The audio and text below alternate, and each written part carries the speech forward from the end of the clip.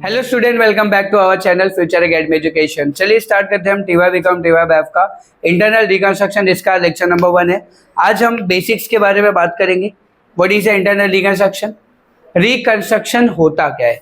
इस चैप्टर को हम बहुत अच्छे से डिटेल में समझेंगे। बहुत इजी चैप्टर है एंड बहुत नॉलेजेबल चैप्टर है। रिकंस्ट्रक्शन, इंटरनल का मतलब होता है अंदर, रिकंस्ट्रक्शन का मतलब होता है वापस से बनाना, वापस से रिकंस्ट्रक्ट करना। ठीक है, रिकंस्ट्रक्ट करना मतलब क्या हुआ रहेगा। जैसे कि घर का एग्जांपल देता हूं मैं आपको। एक घर है, बाहर से देखोगे तो एकदम महल जैसा दिख रहा है, अंदर से देख रहे हो तो खंडर जैसा दिख रहा है। खंडर मतलब टूटा फूटा, एकदम वो भूतिया हवेली रहती है ना, भूत वाली हवेली हॉरर मूवी में, वैसी दिख रही है अंदर से। बाहर से मस्त दिख रहा है।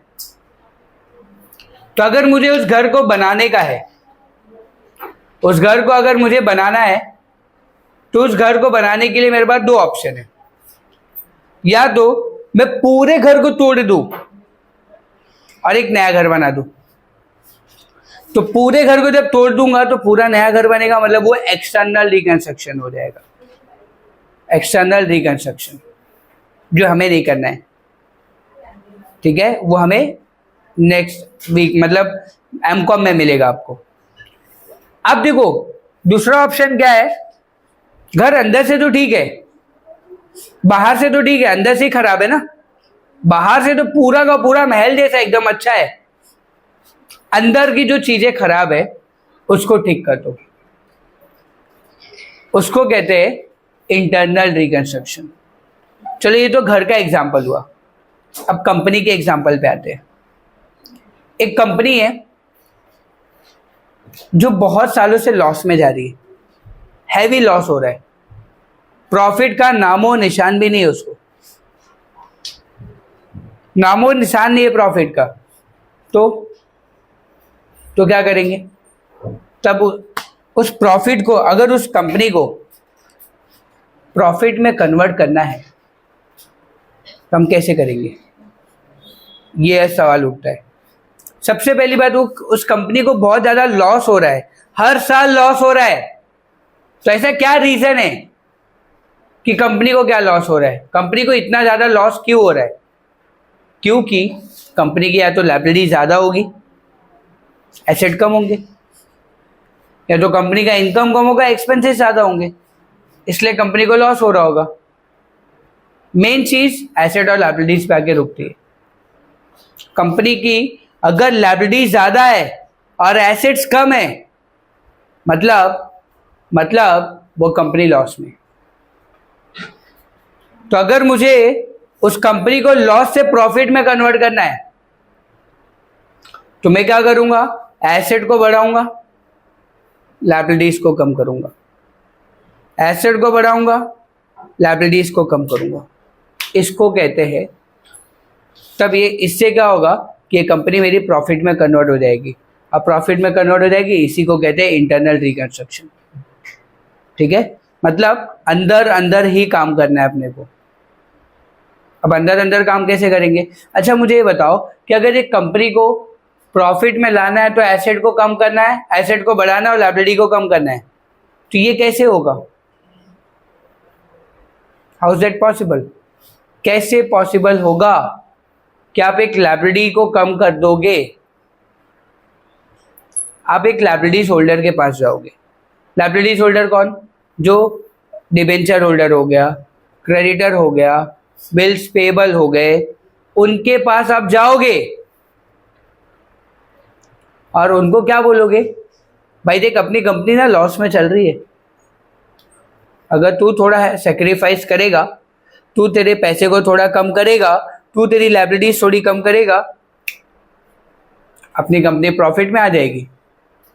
अब सवाल ये उठता है कि वो कंपनी को अपने कंपनी के लिए अपना पैसा कम क्यों करेगा, उसको क्या फायदा है। तो कंपनी उसको फ्यूचर का लालच देगी। कंपनी क्या बोलेगी, अगर तूने अभी थोड़ा सा पैसा छोड़ेगी, अगर तू अभी पैसा छोड़ेगा थोड़ा बहुत, तो फ्यूचर में अपनी कंपनी प्रॉफिट में रहेगी तो कंपनी देखो ज्यादा रिटर्न में देगी। किसको? ये सब बातें किसको बोली जाएगी? शेयर होल्डर, डिबेंचर होल्डर, है ना, क्रेडिटर, बिल्स पेबल, ये सब अपनी लायबिलिटीज है ना, इन सबको बोला जाएगा। और यही इससे क्या होगा, लायबिलिटीज होल्डर जो भी होंगे उन लोग अपना पैसा कम कर देंगे। पैसा कम, देखो लायबिलिटीज कम हो रहा है तो एसेट बढ़ेगा, एसेट बढ़ेगा तो अपनी कंपनी प्रॉफिट में आ जाएगी। इसी चीज को कहते हैं इंटरनल रिकंस्ट्रक्शन। हमने कुछ बाहर का चेंज किया गया नहीं, अपने घर के लोगों के अंदर के लोगों को ही बात कर लिया हमने अपने अंदर के लोगों से ही बात कर लिया, भाई थोड़ा थोड़ा पैसा कम करो, कंपनी को प्रॉफिट में लाना है। कंपनी प्रॉफिट में आ गई, बाद में तो प्रॉफिट तुम्हारे को ही मिलने वाला है, कंपनी तुमको ही रिटर्न्स देगी। ठीक है, समझे यहाँ पे? इस चीज को हम कहते हैं इंटरनल रिकंस्ट्रक्शन। बात समझा? अब देखो यहाँ पे कुछ बेसिक्स है। क्या बेसिक्स है? ध्यान देना। सबसे पहले अगर तुमको क्वेश्चन के अंदर प्रॉफिट हो रहा है, क्या हो रहा है? प्रॉफिट, तो तुम इसकी जगह पे लिखोगे कैपिटल रिडक्शन। प्रॉफिट की जगह पे क्या लिखना है? Capital reduction. कौन से साइड में लिखोगे? क्रेडिट साइड में। ठीक है। और अगर तुमको लॉस हो रहा है तो तुम कैपिटल रिडक्शन लिखोगे, लॉस की जगह पे भी कैपिटल रिडक्शन ही लिखना है, डेबिट साइड में। समझा? इसको शॉर्ट में सीआर बोलेंगे अपन। अगर प्रॉफिट हो रहा है तो सीआर क्रेडिट होगा, लॉस हो रहा है तो सीआर डेबिट होगा। प्रॉफिट हुआ तो सीआर क्रेडिट, लॉस हुआ तो सीआर डेबिट। क्लियर है यहां तक? पक्का? ठीक है। अगर मैं बात करूं, देखो ध्यान से, फिक्टिशियस एसेट्स,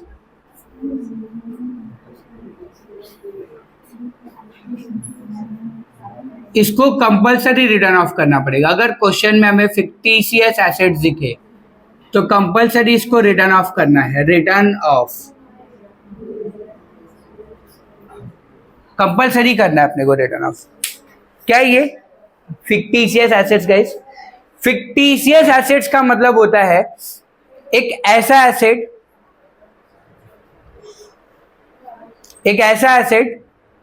जो एसेट है ही नहीं, फिर भी एसेट साइड में लिखा हुआ है।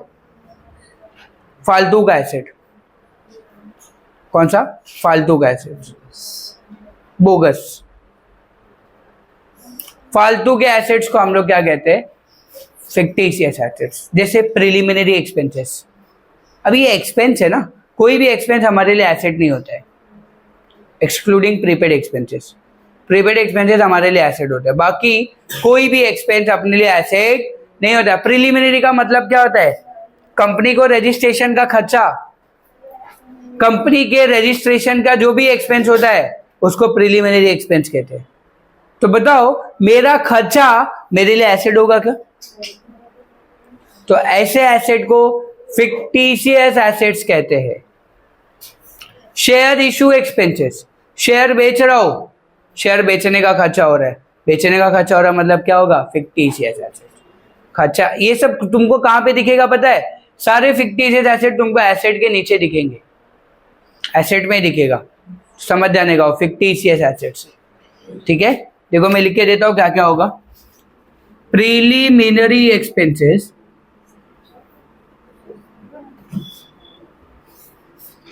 Share issue expenses, discount on share issue expenses,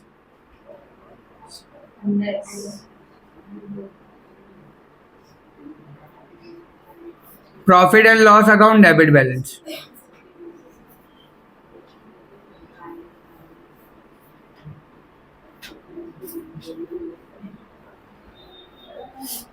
ये चार ही होते हैं, चार में से कोई भी एक दो तीन आपको मिलेंगे वहां पे।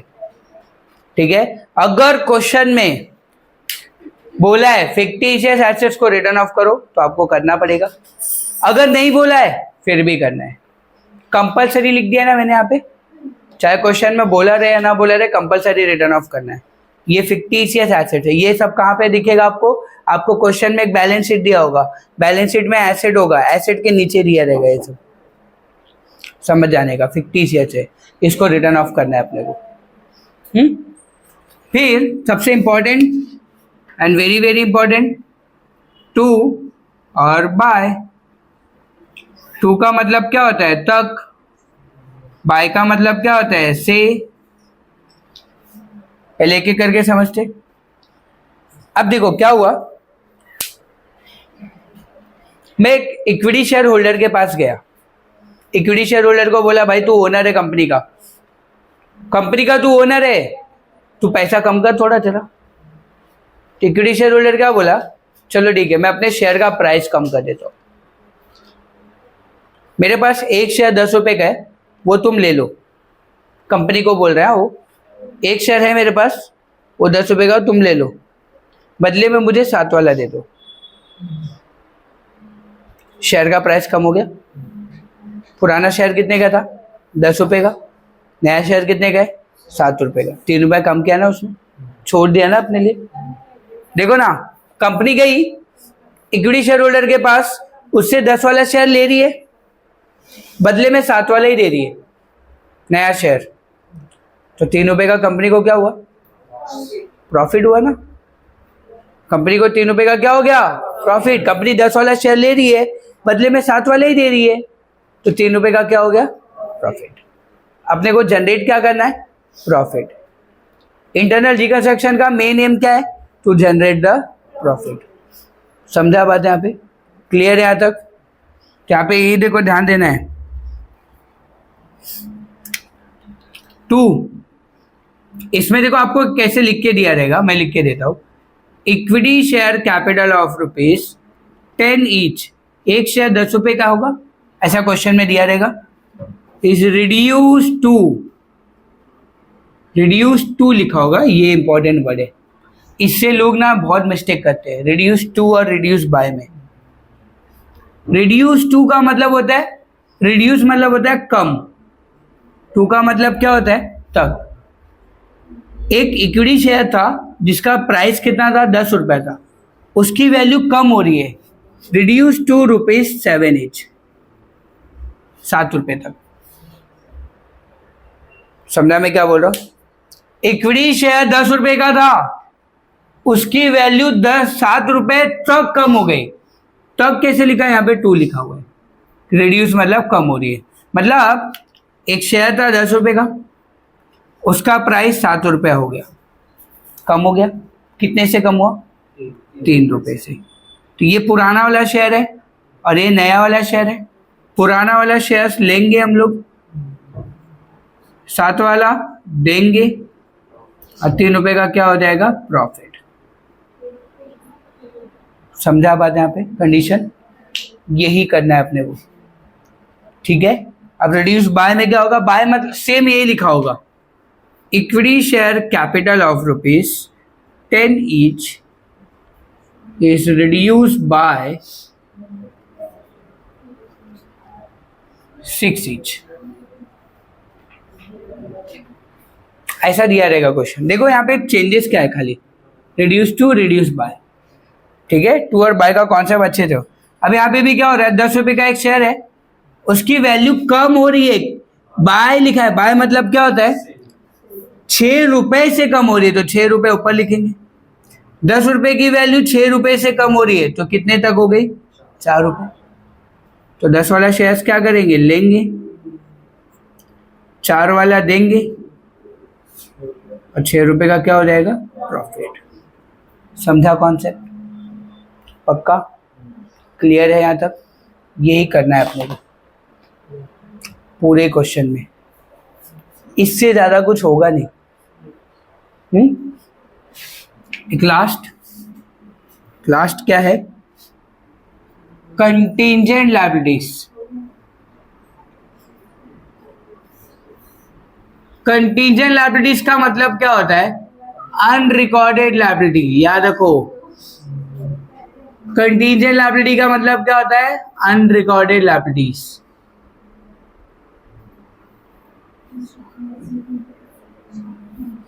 ठीक है। एक ऐसी लायबिलिटी जो ऊपर बैलेंस शीट में रिकॉर्ड नहीं है, नीचे मेंशन है, बैलेंस शीट के नीचे एडजस्टमेंट में है बट ऊपर नहीं है, ऐसी लायबिलिटी को हम लोग कंटीजेंट लायबिलिटी कहते हैं, अनरिकॉर्डेड लायबिलिटी। ठीक है, तो याद रखना अगर क्वेश्चन में हमें ऐसी कोई लायबिलिटी दी होंगी, जैसे क्या दिया रहेगा, प्रेफरेंस डिविडेंड दिया रहेगा, प्रेफरेंस डिविडेंड दिया होगा, फिर क्या दिया रहेगा, रिकंस्ट्रक्शन एक्सपेंसेस। ये सब हमारे ना ऊपर बैलेंस शीट में नहीं होगी, ये सब नीचे दिया रहेगा, तो ये सब हमारे लिए कंटीजेंट लायबिलिटी, अनरिकॉर्डेड लायबिलिटी है। और एक बात याद रखो, अनरिकॉर्डेड लायबिलिटी हम जितना भी पे करते हैं, जितना भी पेड करते हैं, पूरा का पूरा लॉस होता है, याद रखना। यहां पे प्रॉफिट नहीं होगा, होल लॉस। जैसे एग्जांपल, क्या एग्जांपल, आनंद के ऊपर देता हूं। आनंद एक बाइक लेके निकला, हाँ कहाँ पे निकला, रोड पे बाइक लेके जा रहा था, हेलमेट नहीं लगाया, पुलिस वाले ने पकड़ लिया उसको, पुलिस वाले ने 500 रुपया मांगा उससे। आनंद थोड़ा रोग आके रिक्वेस्ट करके 200 रुपये में पटा लिया उसको, मांडवली कर लिया इसने। तो आनंद ऐसा बोल सकता है क्या 300 का फायदा हो गया, बोल सकता है ना, नहीं, 200 रुपया फुकट में गया ना, पुलिस वाले ने उसको कुछ दिया क्या, कोई गुड्स वगैरह, कोई सामान वगैरह दिया, पावती मांडवली किया है तो पावती तो देखा नहीं, बराबर ना। समझा मैं क्या बोला,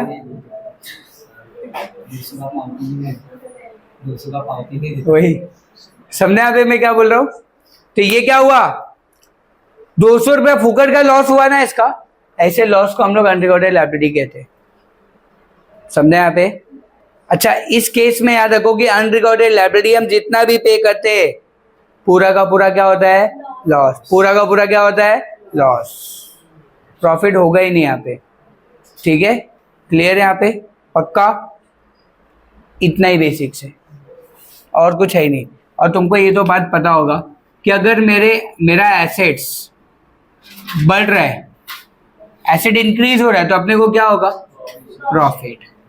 अगर एसेट डिक्रीज हो रहा है तो क्या होगा अपने को, लायबिलिटीज। लायबिलिटीज अगर इंक्रीज हो रहा है तो लॉस, लायबिलिटीज डिक्रीज हो रहा है तो क्या होगा, प्रॉफिट।